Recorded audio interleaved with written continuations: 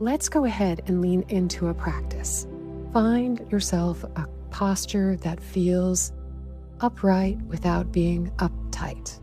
You are alert and aware and intentionally coming into this space for just a few moments with me. You may wish to close your eyes or just to shift your gaze downwards, perhaps towards your hands or the ground with a soft attention. Allowing your breath to come and go in a really natural way, settling body, heart, and mind. We can begin by reflecting on the benefit of a mind that has balance and a state of spaciousness, kindness, skillful compassion. This is something that's available to every one of us. We can feel this possibility of balance in our hearts in the midst of a life when we recognize that there's so much in life that is not in our control. We are a small part of a great dance. And even though we may cultivate a boundless compassion for others and strive to alleviate suffering in the world, there will still be many situations we are unable to affect.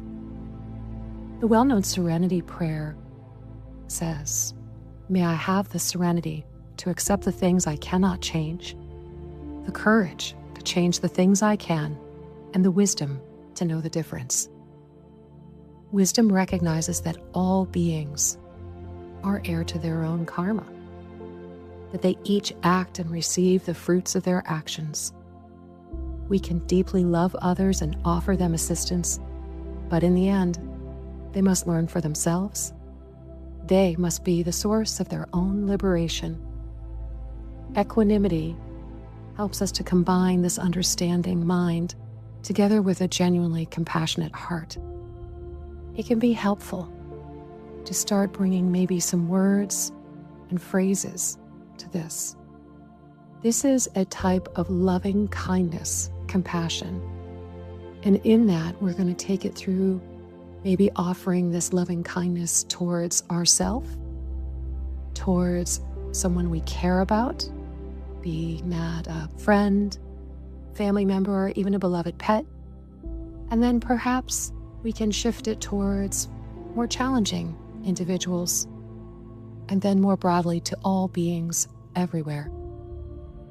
So, take a deep breath and ease into the space of acknowledging that all created things arise and pass away. Joys, sorrows, pleasant events, people, buildings, animals, nations. Let yourself rest in the midst of them, and perhaps offering yourself a kind, passionate phrase such as, "May I be balanced and at peace in the midst of it all. May I learn to see the arising and passing of all nature with equanimity and balance. May I be open and at peace." Take a few breaths and just allow yourself to settle in this space of offering this kindness towards yourself as you do the best that you can with the challenging circumstances that are. Now bring someone or a kind animal, being, something that you really just have a warm, soft spot for to mind. Let's offer this being that you care about these same phrases. May you be balanced and at peace. May you experience compassion, kindness, and safety. May you be peaceful. It can be a bit more challenging, I know, to bring this kind of loving kindness towards another that may feel challenging.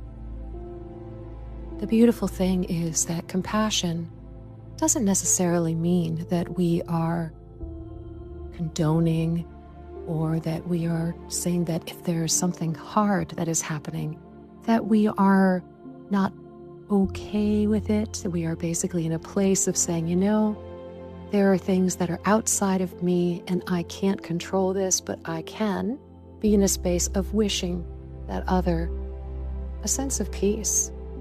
There's a phrase that hurt people. Yeah. So we recognize that there are sometimes levels of suffering that cause unskillful behavior to occur. Truly, it happens from us too. What kind of compassion can you bring towards those that may be suffering and being unskillful? May we offer them kindness and skillful compassion, and perhaps the phrases again, I wish you peace. I wish you ease. I wish you happiness. I wish you balance and happiness in your heart. And then perhaps we can bring this to all beings everywhere. Maybe we can just sit back and recognize that there are, in fact, a lot of things that will come and go, as is the nature of impermanence. And we can offer then the space of staying calm with clarity and allowing things to move like a river. Maybe it's a clear, flowing river, or maybe it has debris, but it's flowing by, changing every moment. This is the radical acceptance that this too shall pass. Maybe the phrase, right now, it's like this. And for ourselves, maybe even allowing ourselves into the space of, I can't control this, but I can control my response with calm, clarity, and equanimity. I'm hopeful that this brings you a little sense of ease, of opportunity to be in a place of kindness and hope in challenging times.